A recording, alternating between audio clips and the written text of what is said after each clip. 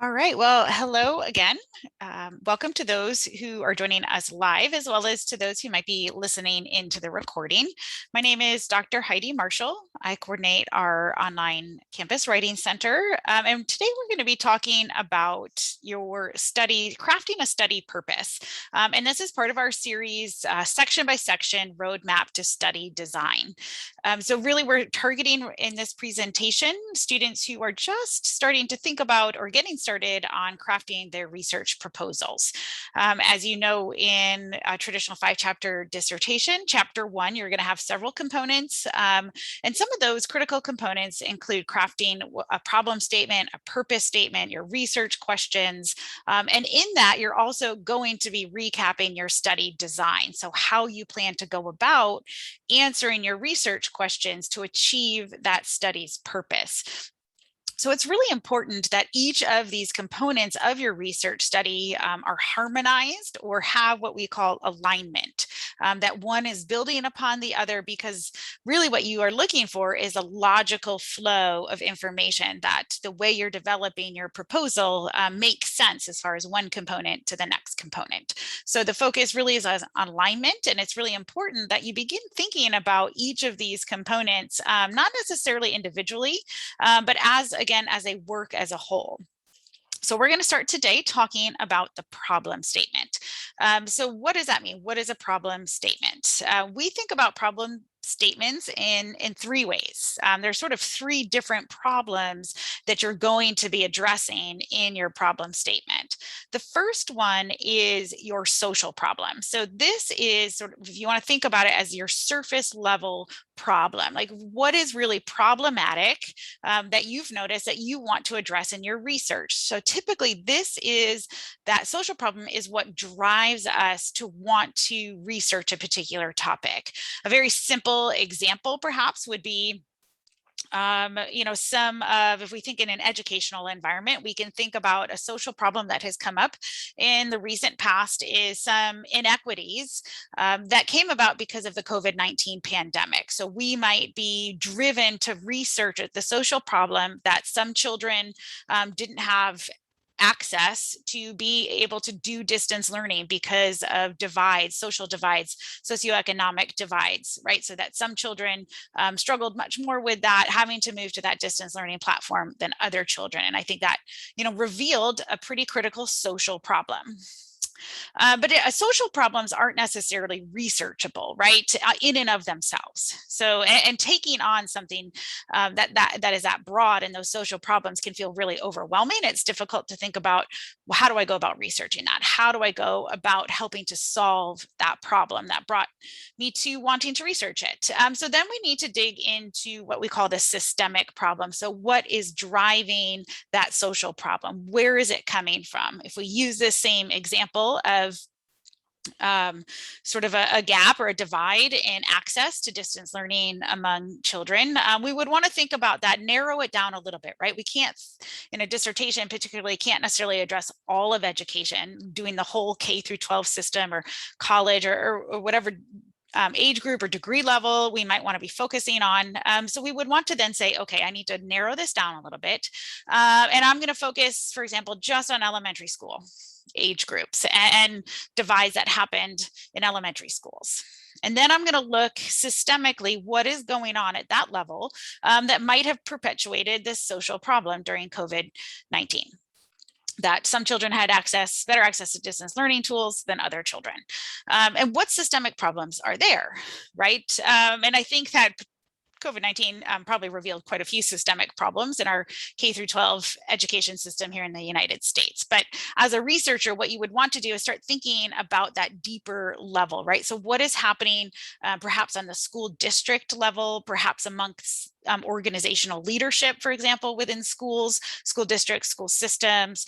Perhaps it's the systemic issue is more about teacher training, right? That there was something systemically missing in how teachers were trained to work with students from a distance. But really, if we're thinking about this gap, some of the systemic problems you might be looking at would go much deeper than that, right?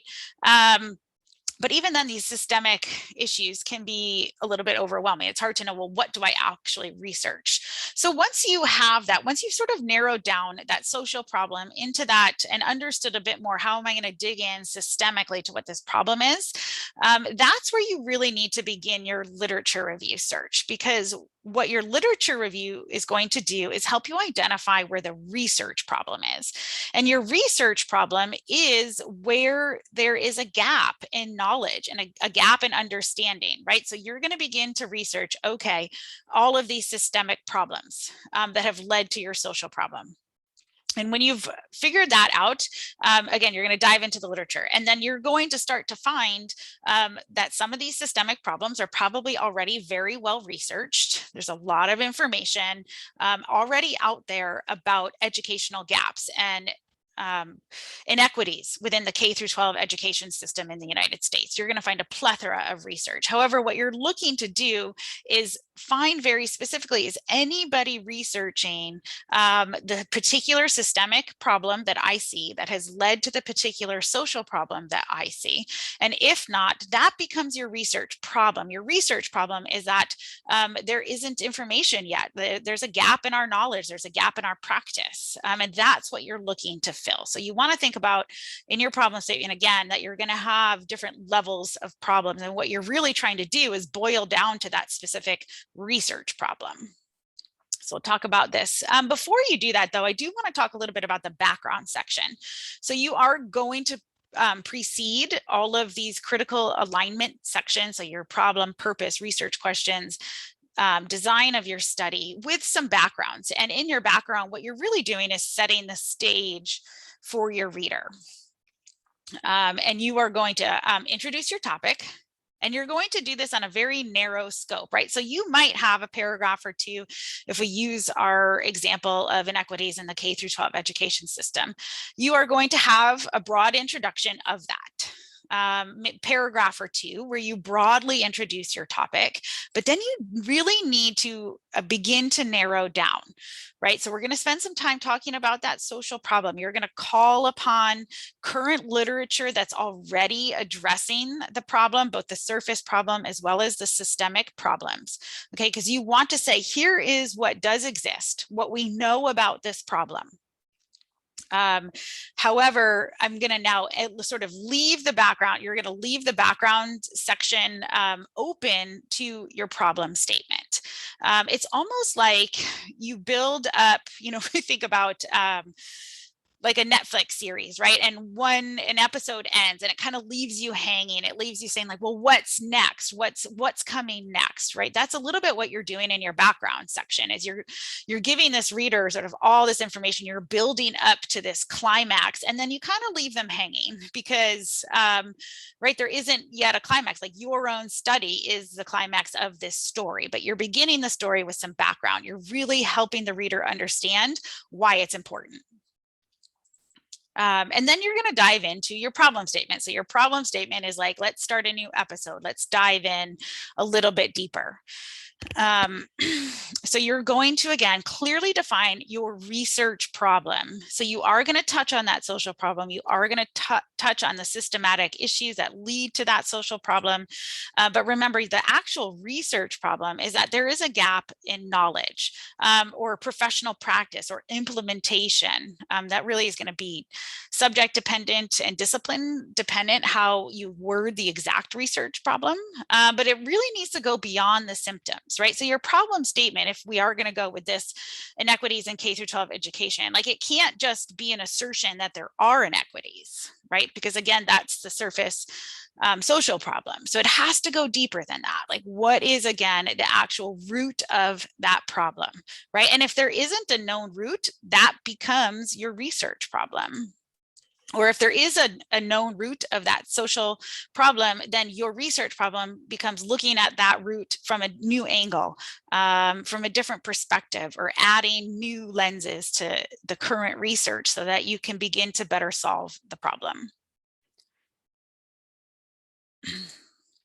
You also want to make sure that you understand that your problem statement is paving the way for the rest of the chapter. So as I mentioned at the outset, you're really looking at alignment throughout all of these. So your problem statement has to lead very logically into your purpose, which then leads very logically into your questions, and then into your scope, your overall study design, which you're going to just touch on very briefly in chapter 1. You will dive into it in much more depth in your chapter 3. So today, let's just go through an example of what identifying what an actual research problem would be. So I've given you this example of K through 12 education. But let's look at maybe a different discipline. So for example, a social problem might be that XYZ company, so we've used a pseudonym here, obviously, provides inconsistent customer service and receives low ratings on social media, right? So a social problem, if I were somebody studying, for example, organizational leadership, and I have, or perhaps I am an organizational leader, right? And I have this problem. And the problem is that the company keeps getting low ratings on social media or on Google.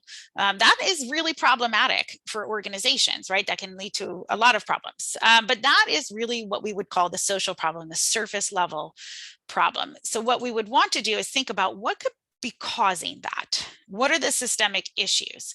Some of those might be lack of employee training, high employee turnover, poor leadership skills among managers, right? We can think of a number of reasons why when people call the customer service and are incredibly dissatisfied to the point that they're going on social media and ranking the company pretty low, right? That there's could be a number of systemic issues there. But then I need to get at my research problem. And remember, I talked about alignment. So the way you articulate your research problem in your problem statement has to align with the direction that you want your research to go. And so the language matters. How you articulate it, how you word it matters. So for example, we could say that research problem is that there's a lack of understanding, a lack of knowledge regarding the perceptions of job responsibility and performance among employees. So we could say that our problem is that within this organization or organizations in general, there tends to be a lack of understanding of how employees understand their job responsibility and how that might correlate or be related to their performance. Right? We could also, and that would probably lead you to a qualitative study. So anytime you articulate your problem as there isn't enough information, right? We need more knowledge to understand a particular phenomenon, like how is this actually being experienced? How are the employees actually experiencing their job responsibility and their performance? So that generally would lead you more towards what we call a qualitative or an inductive research pathway. Okay, so that you then know that when you begin to craft your purpose statement and begin thinking about your methods, your methodology, your design, that likely this research problem is leading you more towards a qualitative design. On the flip side, though, you could articulate your problem statement as a lack of information regarding a relationship between variables. So a relationship between job training completion and employee retention. So now we're thinking about some actual specific variables and thinking about the relationship to them, and does one lead to the other, or does one have some significant impact on the other? And we would now be thinking about quantitatively, how do we measure these particular factors, and then how do we analyze those measures to see if there is some relationship, some correlation between those two factors. So remember, so just to recap, you have what's called your social problem. And that is what's leading you here. That's the surface level, the symptom that is driving you to want to research the issue. Your next step then has to be to find what are those possible causes? What are the systemic problems at hand? And then your research problem is where you begin to align how you want to investigate that systemic issue. Okay, so now I want to pause. Those of you who are on live with us today, what I'd like to do for the next couple of minutes is just explore some other examples. So do you have an idea that you want to talk through with us? And we can help you articulate maybe or brainstorm how to take your social problem, your surface problem, and find that research problem. Questions, anything. So I am going to turn my video on and turn it over now to the audience.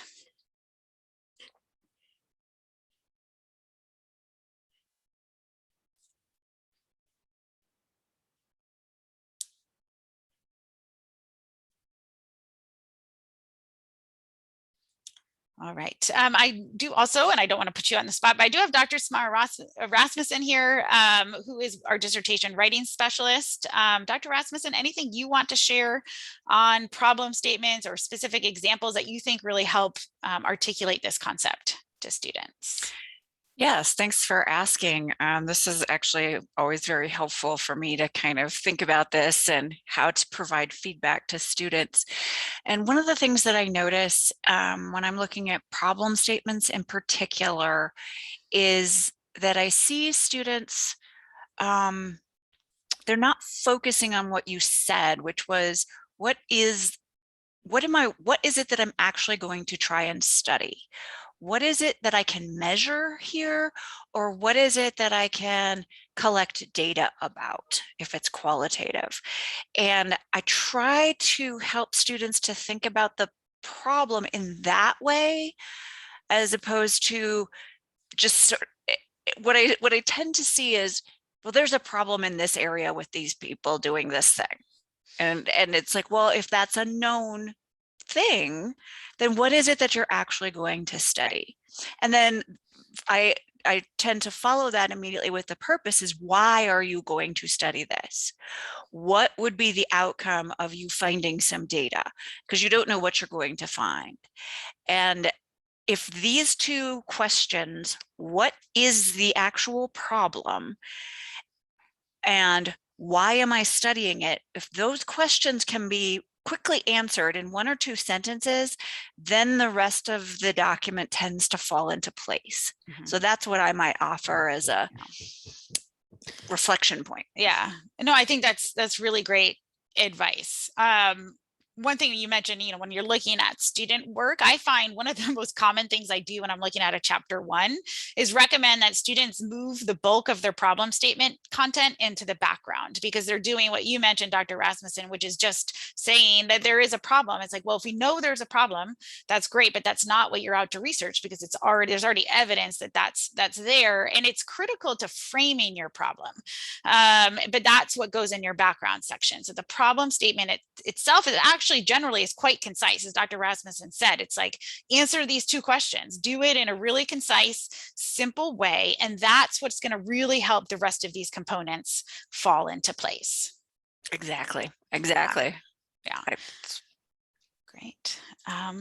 All right. Well, that is our very quick overview of problem statement. Please do come back next week. We're going to be talking about the next section. So moving again through this process of alignment and thinking, now that I have my problem, how do I articulate a purpose and a research questions and so forth. In the meantime, if you do have questions or want us to take a look at your work, please feel free to reach out. Our contact information is online writing center at the chicagoschool.edu.